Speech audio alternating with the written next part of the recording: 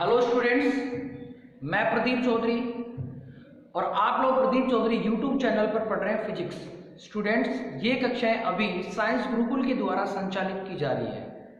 Students, आज हम इस वीडियो में कक्षा 11 के भौतिक जगत एवं मापन के एक टॉपिक की बात करने वाले हैं जो बहुत इंपॉर्टेंट टॉपिक है। स्टूडेंट्स, आज हम बात करने वाले हैं विमा के बारे में, यानी आज का हमारा टॉपिक है विमा।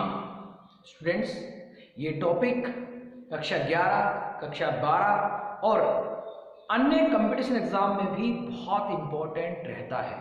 इससे छोटे क्वेश्चन पूछे जाते हैं। तो स्टूडेंट्स, अब हम इस वीडियो में पढ़ने वाले हैं कि विमा होती क्या है, उससे संबंधित नियम क्या होते हैं, उसको लिखा कैसे जाता है और क्या क्या भौतिक राशियां हैं जिनके विमेय सूत्र हमारे काम आते हैं। देखिए स्टूडेंट्स, सबसे पहला प्रश्न हमारे सामने उठता है कि विमा क्या होता है। तो देखिए स्टूडेंट्स, विमा होती क्या है ये समझने से पहले मैं आपको कुछ बता देता हूं। देखिए स्टूडेंट्स, आपके पास कोई भौतिक राशि है,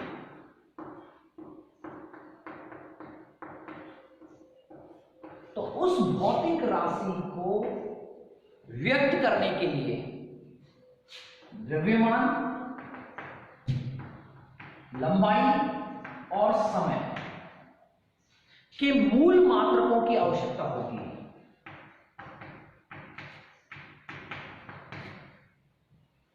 मैंने क्या कहा? मैंने कहा किसी भी भौतिक राशि को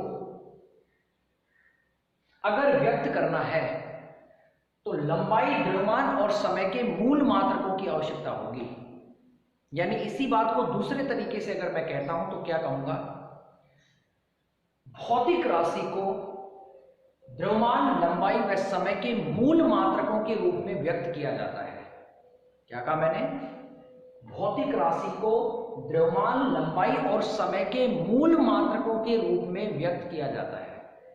अब स्टूडेंट्स, द्रव्यमान का जो मूल मात्रक होता है उसे कैपिटल M से व्यक्त किया जाता है। लंबाई का जो मूल मात्रक है उसे कैपिटल L से लिखा जाता है और समय का जो मूल मात्रक है उसे कैपिटल T से लिखा जाता है।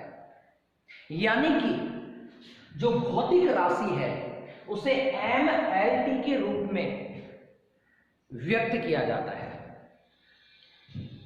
क्या? भौतिक जो राशि है उसे किसके रूप में व्यक्त किया जाता है? mLT के रूप में व्यक्त किया जाता है। लेकिन स्टूडेंट्स, भौतिक राशि को mLT के रूप में व्यक्त करने के लिए इन पर घात लगाई जाती है और वो घात विमा कहलाती है। वो घात क्या कहलाती है? विमा। तो विमा की डेफिनेशन क्या होगी? किसी भौतिक राशि को mLT के रूप में व्यक्त करने के लिए उन पर घात लगाई जाती है, जिसे क्या कहा जाता है? विमा कहा जाता है। देखिए स्टूडेंट्स, ऊपर मैंने लिखा है कि किसी भौतिक राशि को द्रव्यमान, लंबाई व समय के मूल मात्रकों में व्यक्त किया जाता है तथा द्रव्यमान के मूल मात्रक को कैपिटल M व लंबाई के मूल मात्रक को कैपिटल L तथा समय के मूल मात्रक को कैपिटल T से व्यक्त किया जाता है। ठीक है? यानी भौतिक जो राशि है उसे mLT के रूप में व्यक्त किया जाता है और लेकिन व्यक्त करने के लिए उस पर क्या लगाई जाती है? घात। और उस घात को क्या कहते हैं? विमा। तो देखिए स्टूडेंट्स, अब हम लिखेंगे विमा की डेफिनेशन।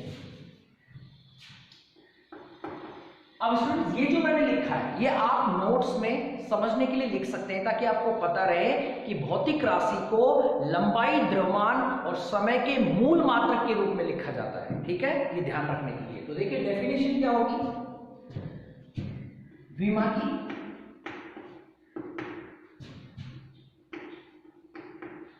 किसी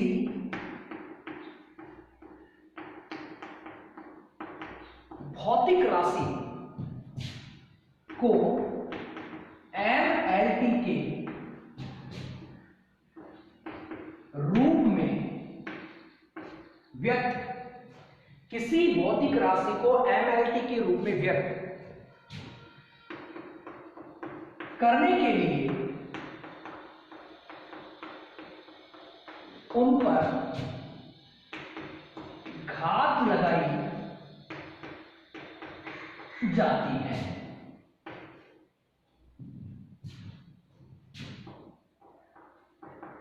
जिन्हें विमा कहा जाता है। ठीक है, भौतिक राशि को एमएलटी के रूप में व्यक्त करने के लिए उस पर क्या लगाई जाती है? घात, जिसे क्या कहा जाता है? विमा कहा जाता है। करेक्ट। देखिए स्टूडेंट्स, मान लीजिए आपके पास कोई भौतिक राशि है Q, और इस भौतिक राशि की जो विमा है वो A, B और C है। तो आप कैसे लिखेंगे? Q बराबर में M L T, और M की पावर A, L की पावर B और T की पावर C। इस प्रकार से आप लिखेंगे। तो ये जो आपको दिखाई दे रहा है, ये इस भौतिक राशि का विमीय सूत्र कहलाता है। ये क्या है? इस भौतिक राशि का विमीय सूत्र।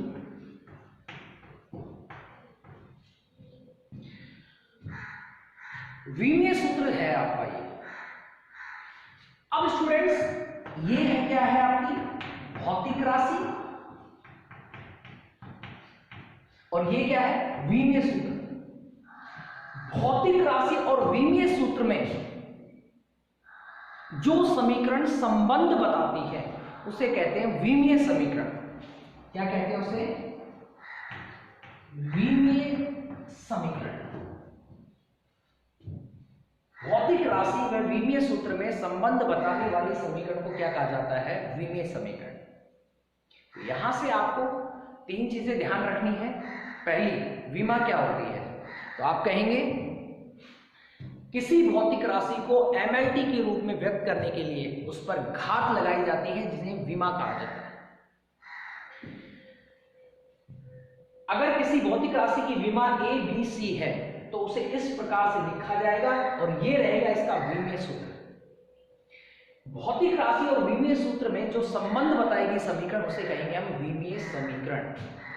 ठीक है, मैं हट जाता हूं, आप स्क्रीनशॉट ले सकते हैं ताकि आप नोट्स भी बना सकें। अब देखिए स्टूडेंट्स, मैं इसे हटा रहा हूं एक बार।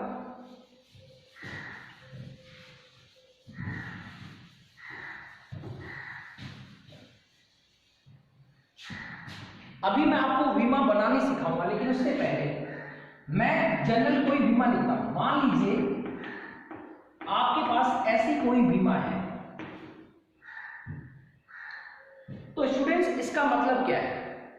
इसका मतलब है कि जो द्रव्यमान है, अब देखो, द्रव्यमान की मूल मात्रा को किससे लिखते हैं? कैपिटल M से, और उसकी घात कितनी है? 0, और घात को क्या कहा जाता है? विमा।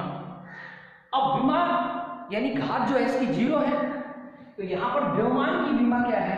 0। यहां इसका मतलब क्या है कि द्रव्यमान की विमा क्या है? 0। लंबाई की विमा क्या है? बताइए, इसकी पावर कितनी है? 1, तो लंबाई की विमा कितनी हो गई? 1। समय, आपसे पूछे इसमें समय की विमा क्या है, तो समय की विमा बताइए इसमें कितनी है? -2। इस प्रकार से आप किसी भी विमीय सूत्र को देख करके लंबाई, द्रव्यमान और समय की विमा बता सकते हैं। करेक्ट।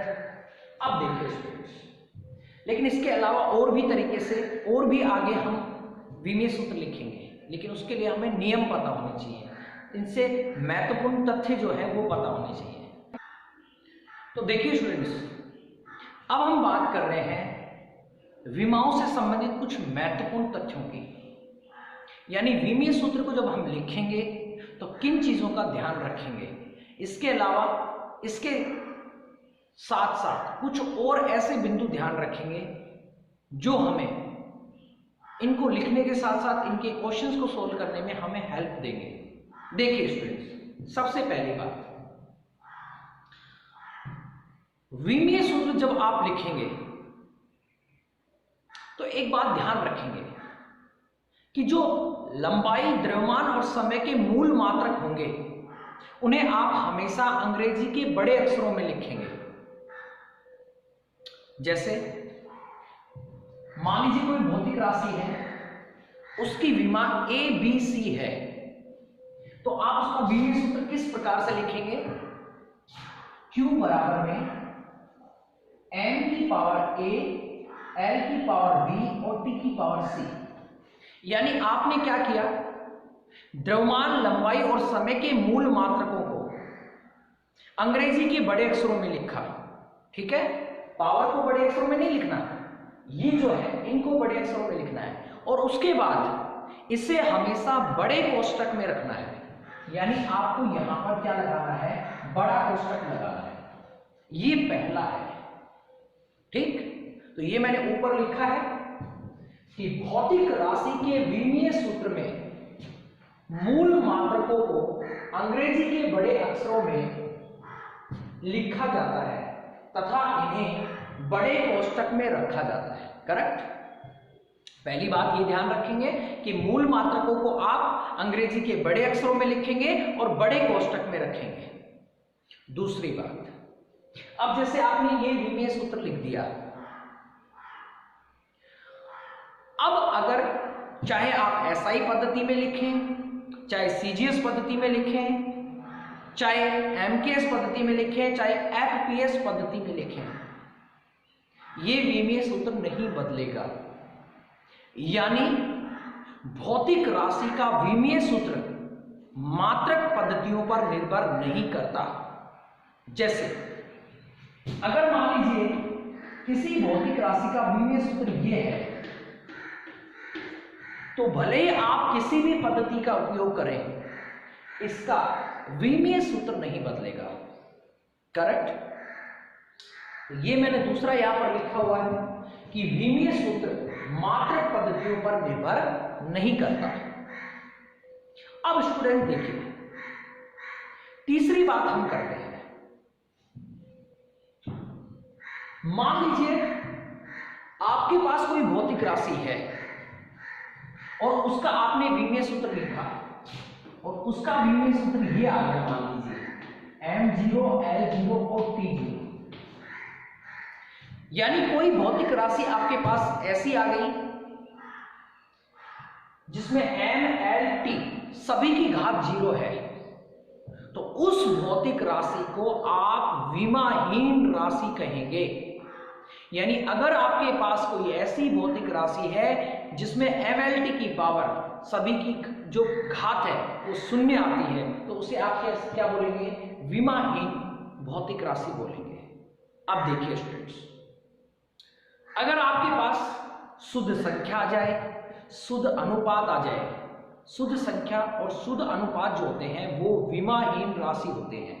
यानी उसकी विमा ऐसी मिलेगी M की पावर 0, L की पावर 0 और T की पावर 0। शुद्ध संख्या और शुद्ध अनुपात की जो विमा होती है वो 0 मिलती है, यानी उन्हें विमाहीन भौतिक राशि कहेंगे। जैसे अपर्तनांक की विमा, यानी अपर्तनांक की विमा जो है ऐसे आएगी, तो अपर्तनांक को आप क्या बोलेंगे? विमाहीन भौतिक राशि बोलेंगे। कोण की भी ऐसे आएगी तो कोण को भी विमाहीन राशि बोलेंगे। विकृति है, विकृति की भी भौतिक राशि ऐसी है, विमीय सूत्र ऐसा ही आएगा, तो उसे आप क्या बोलेंगे? विमाहीन भौतिक राशि बोलेंगे। त्रिकोणमितीय फलन भी, आपेक्षिक घनत्व भी और आपेक्षिक पारगम्यता, ये सभी जो होते हैं विमाहीन भौतिक राशि होती है। ठीक है, अब देखिए स्टूडेंट्स, अब हम अगले बिंदु के बारे में बात करते हैं, और अगला पॉइंट हमारा कहता है, मान लीजिए आपके पास कोई सूत्र है, कोई भौतिक सूत्र है, और वो भौतिक सूत्र आपके पास है F बराबर में ma। अब आप चाहते हैं ये पता करें कि ये भौतिक सूत्र विमीय रूप से सत्य है कि असत्य है। देखिए स्टूडेंट्स, अगर इस पद की विमा और इस पद की विमा दोनों आपस में बराबर हैं, तो ये जो भौतिक सूत्र है ये विमीय रूप से सत्य है। यानी किसी सूत्र के या समीकरण के विमीय रूप से सत्य होने के लिए उसके सभी पदों की विमा एक समान होनी चाहिए। इसे कहा जाता है विमीय सममांगता का नियम। अगर एग्जाम में आपसे अलग से पूछा जाता है तो आप क्या लिखेंगे? एग्जाम में मान लीजिए आपसे पूछ लिया गया कि विमीय सममांगता का नियम किसे कहते हैं, तो आप कहेंगे किसी विमीय सूत्र या समीकरण के विमीय रूप से सत्य होने के लिए उसके सभी पदों की विमा एक समान होनी चाहिए, और इसे ही हम क्या कहते हैं? विमीय सममांगता का नियम कहते हैं। जो मैंने नीचे लिखा है, किसी भौतिक राशि के विमीय रूप से सत्य होने के लिए उसके सभी पदों की विमा एक समान होनी चाहिए, जिसे विमीय सममांगता का नियम कहा जाता है। ठीक है फ्रेंड्स, क्या क्या पढ़ा इसमें? क्या देखा आपने? पहली बात आपने देखी कि विमीय सूत्र लिखते समय मूल मात्रकों को अंग्रेजी के बड़े अक्षरों में लिखेंगे और उसे बड़े कोष्टक में लिखेंगे। दूसरी बात आपने क्या सीखी कि जो विमीय सूत्र होता है वो मात्रक पद्धति पर निर्भर नहीं करता। ठीक है। तीसरी बात आपने क्या सीखी? अगर कोई विमीय सूत्र में सभी मात्रकों की घात 0 है, यानी इस प्रकार से विमीय सूत्र लिखा जाता है उसका, तो उसे विमाहीन भौतिक राशि कहते हैं। शुद्ध संख्या और शुद्ध अनुपात जो होते हैं वो विमाहीन होते हैं, जैसे अपवर्तनांक है, जैसे कोण है, जैसे विकृति है, जैसे आपेक्षिक घनत्व है, जैसे आपेक्षिक पारगम्यता है। इन सभी को विमाहीन भौतिक राशि कहते हैं और इनकी जो विमीय सूत्र है वो इस प्रकार का प्राप्त होता है। और पांचों पॉइंट आपने क्या सीखा कि किसी सूत्र के विमीय रूप से या किसी समीकरण के विमीय रूप से सत्य होने के लिए उसके सभी पदों की विमा क्या होनी चाहिए? एक समान होनी चाहिए, और इसे हम क्या कहते हैं? विमीय सममांगता का नियम भी कहते हैं। अब देखिए स्टूडेंट्स, ये 5 बिंदु थे। अब छठा जो पॉइंट है वो और भी इंपॉर्टेंट है, जिसे हमें ध्यान रखना है। वो क्या है? देखिए स्टूडेंट्स, कुछ आपकी विमा ऐसी होंगी जिसमें MLT के आगे भी कुछ लिखा जाएगा। ठीक है, तो उसको किस प्रकार से लिखा जाएगा वो चीज अब आप देखेंगे। मैं हट जाता हूं, एक बार इसका आप स्क्रीनशॉट ले लीजिए। देखिए,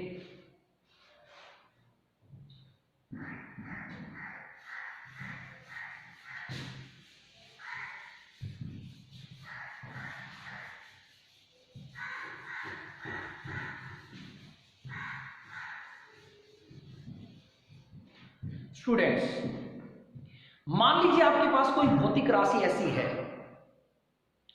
जिसमें एसआई पद्धति के मूल मात्रक भी आ जाते हैं। क्या कहा मैंने? मान लीजिए आपके पास कोई ऐसी भौतिक राशि है जिसमें एसआई पद्धति के मूल मात्रक भी आ जाते हैं, तब आप क्या करेंगे? ऐसी स्थिति में आप एसआई पद्धति का जो मूल मात्रक है उसका प्रतीक चिन्ह ले लेंगे और उस पर घात लगाएंगे। कब? जब आप विमा लिखेंगे।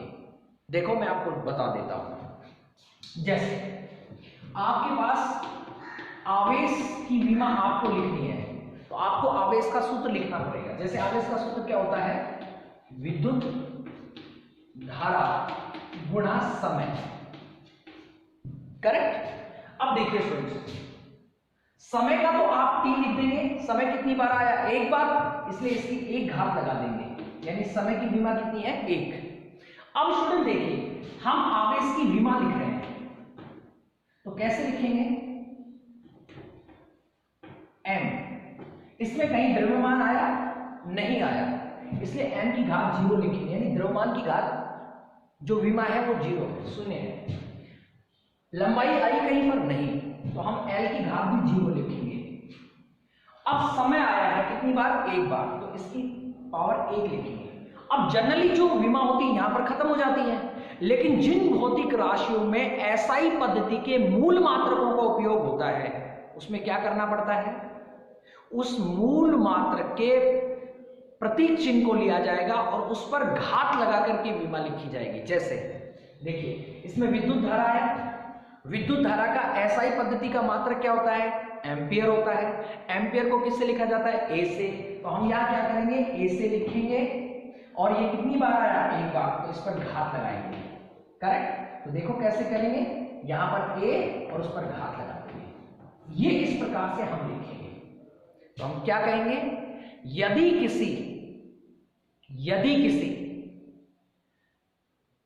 भौतिक राशि में एसआई पद्धति के मात्रक सम्मिलित होते हैं, तो उसमें एसआई पद्धति के मूल मात्रकों के प्रतीक चिन्ह पर घात लगाकर विमीय सूत्र लिखा जाता है। ठीक है, मैं इसे लिख देता हूं।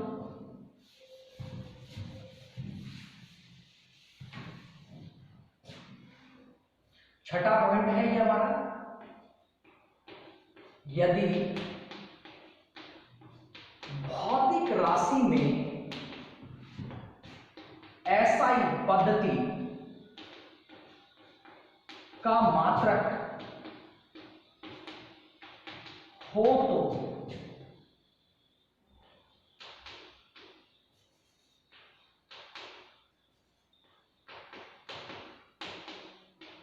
उस मात्रक के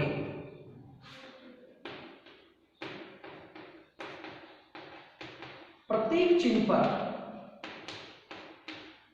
घात लगाकर